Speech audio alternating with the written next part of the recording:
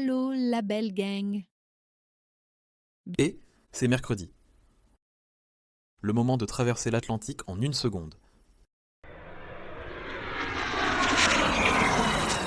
Bienvenue à Montréal. Cousins d'Amérique, épisode 46. 6 communautés qui te veulent. Et les 3 choses qu'on ne te dit pas. Je suis Marc, votre guide dans le labyrinthe parfois absurde de l'immigration canadienne. Et avec moi, comme toujours, notre Français préféré qui essaie de survivre à tout ça, Pierre. Salut Marc. Salut à tous.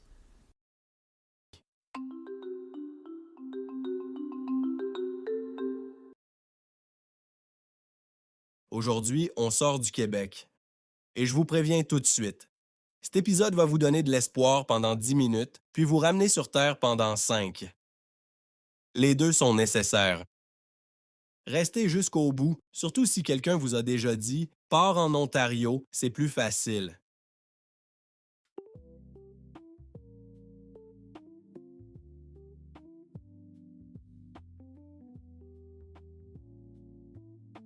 Ah, ça.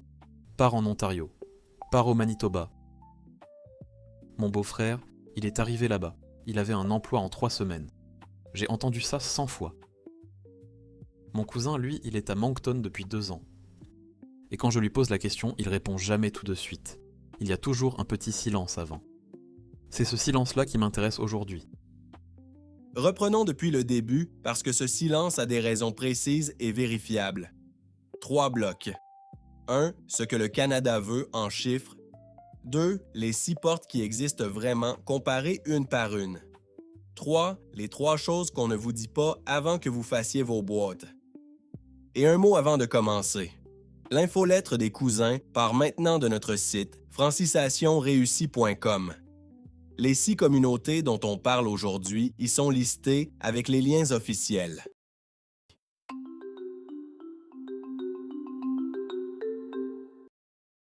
Ce que le Canada veut en chiffres. Marc, avant les chiffres. Explique-moi pourquoi, tout d'un coup, le Canada se réveille et veut des francophones. Parce que ça fait des années qu'on nous dit que le français hors Québec, ça sert à rien. Parce que les communautés francophones hors Québec rétrécissent démographiquement et qu'Ottawa s'est engagé à inverser la courbe. Ce n'est pas de la générosité. C'est une politique linguistique avec des cibles écrites. Voici ce que le texte dit exactement. Pour l'année 2026, la cible d'admission de résidents permanents d'expression française hors Québec est de 9 % du total. 9 %, ça représente 30 267 personnes. Et ça monte, 9,5 % en 2027, 10,5 % en 2028, avec un engagement d'atteindre 12 % d'ici 2029. 30 000 places. 30 000. Et pendant ce temps-là, au Québec, on se bat pour 15 700 places de parrainage sur 2 ans. Ce sont 2 choses différentes. L'une est du parrainage familial, l'autre de l'immigration économique. Mais votre réflexe est le bon. Le rapport de force n'est pas le même des 2 côtés de la rivière des Outaouais. Et il y a mieux. Le fédéral a réservé 5 000 places pour que les provinces et les territoires désignent des candidats francophones. Le point crucial. Ces places s'ajoutent à leur allocation habituelle du programme des candidats des provinces. Attends. Ça veut dire qu'en étant francophone, je prends la place de personne? Exactement. C'est une allocation supplémentaire, pas un partage. Une province peut désigner un francophone sans réduire sa capacité à combler ses autres besoins de main-d'œuvre. Vous n'êtes pas en concurrence avec les autres candidats. Vous êtes dans une file qui a été creusée pour vous. Et une dernière donnée, parce qu'elle change tout. Le Canada a dépassé sa cible d'immigration francophone pour 2025. Le mécanisme fonctionne. Ce n'est pas une promesse en l'air.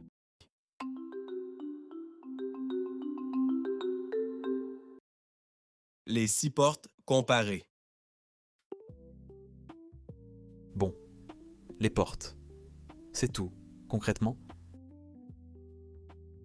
Il existe un programme qui s'appelle le Programme pilote d'immigration dans les communautés francophones. Il offre une voie directe vers la résidence permanente à des travailleurs qualifiés qui s'installent dans des communautés francophones rurales ou éloignées, hors Québec.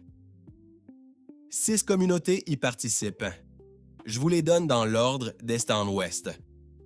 Au Nouveau-Brunswick, la péninsule acadienne, en Ontario, Sudbury, Timmins et la région du Supérieur-Est, au Manitoba, Saint-Pierre-Joli et en Colombie-Britannique, Kelowna. Saint-Pierre-Joli? Oui, c'est ça. Saint-Pierre-Jolis.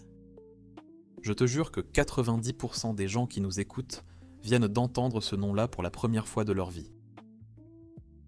Et c'est précisément l'avantage. Moins il y a de candidats sur une voie, moins la concurrence est du féroce. Les gens se ruent sur Toronto et Vancouver, où tout le monde se rue déjà. Mais il faut être honnête sur ce que ça implique. Ce sont des communautés rurales ou éloignées. Ce n'est pas la banlieue de Montréal avec un accent différent. Et c'est là qu'intervient ma mise en garde de l'épisode. Vas-y. Choisir une communauté sur une brochure, c'est comme choisir un appartement sur une photo. La photo n'est pas mensongère. Elle est simplement prise le bon jour, sous le bon angle, à la bonne saison. Ce qu'elle ne montre pas, c'est le trajet jusqu'à l'épicerie en février, ni combien de personnes parlent votre langue à la caisse. Alors avant de déposer quoi que ce soit, appelez l'organisme francophone de la communauté visée. Parlez à quelqu'un qui y vit. Demandez ce qui manque, pas ce qui est beau. Et j'ajoute qu'il existe aussi un volet études, un programme pilote pour les étudiants dans les communautés francophones en situation minoritaire. Un nouveau cycle d'admission s'ouvre le 26 août avec un objectif d'environ 2970 demandes de permis d'études admissibles sur un an. Le 26 août. C'est aujourd'hui ça? C'est aujourd'hui. Si vous avez un projet d'études et que le français est votre langue, c'est le moment de regarder ce volet-là de très près.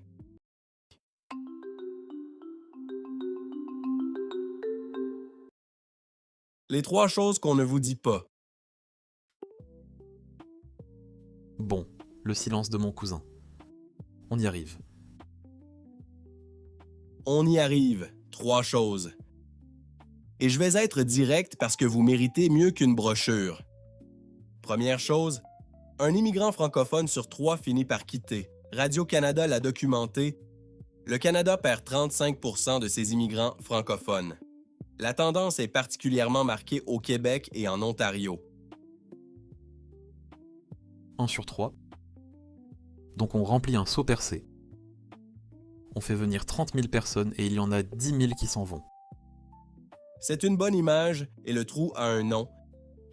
Deuxième chose, la reconnaissance des diplômes. Des immigrants francophones qualifiés installés en Ontario, notamment dans le Nord, l'ont raconté à Radio-Canada. Le principal obstacle n'est pas la langue, c'est que l'expérience et les diplômes acquis à l'étranger ne sont pas reconnus. Les employeurs exigent des études canadiennes et de l'expérience canadienne. Beaucoup doivent réinventer complètement leur parcours professionnel. Ils te sélectionnent pour ton diplôme. Ils comptent des points pour ton diplôme. Et une fois que t'es là, ils te disent que ton diplôme y compte pas. La sélection et que le marché du travail sont 2 systèmes différents qui ne se parlent pas. C'est brutal, mais c'est vérifiable. Au Manitoba aussi, la reconnaissance des acquis est identifiée comme l'un des obstacles majeurs au développement des nouveaux arrivants. Et les familles francophones qui quittent le Manitoba le disent clairement. Au-delà de la barrière linguistique, c'est la déception de ne pas trouver d'emploi, même dans des domaines où les exigences de langue sont souples, ce qui les pousse à repartir. Et la 3e. La 3e, c'est celle que personne n'ose dire dans un podcast francophone. En Ontario, beaucoup d'immigrants constatent qu'il est très difficile d'avancer sans maîtriser l'anglais, y compris à l'intérieur de la communauté francophone. Donc on te recrute parce que tu parles français. Et une fois sur place, on te demande de parler anglais.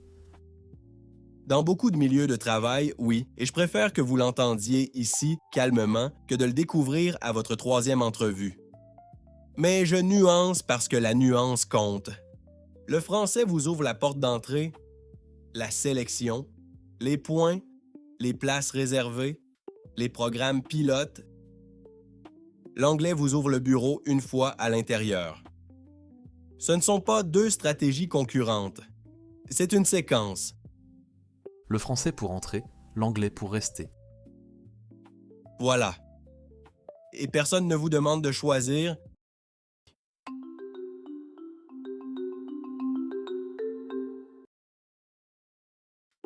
On résume.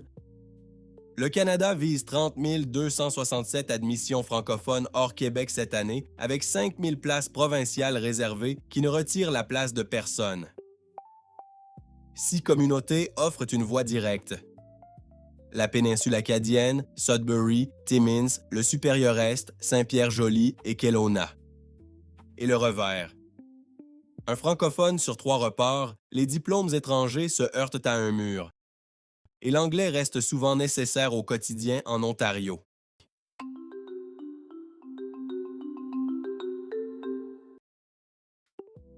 Alors qu'est-ce qu'on fait cette semaine? 3 gestes. Premier geste, allez lire la page du programme pilote d'immigration dans les communautés francophones sur canada.ca. Vérifiez les critères d'admissibilité avant de rêver. Deuxième geste.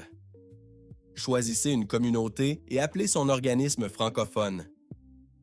Une vraie conversation avec une vraie personne vaut 50 publications de groupe. Troisième geste. Lancez dès maintenant votre démarche de reconnaissance de diplôme dans la province visée. C'est long, c'est ennuyeux et c'est ce qui décide si vous ferez partie du tiers qui repart. Les 6 communautés et les liens officiels sont sur francisationreussie.com avec l'infolettre chaque mercredi. Et si vous connaissez quelqu'un qui hésite à partir, envoyez-lui cet épisode avant qu'il achète ses billets, pas après. À la semaine prochaine et gardez vos papiers à jour. Moi, je vais rappeler mon cousin à Moncton. Et cette fois, je vais pas lui demander si ça va. Je vais lui demander ce qu'il aurait aimé savoir avant de partir. On lâche rien, les cousins.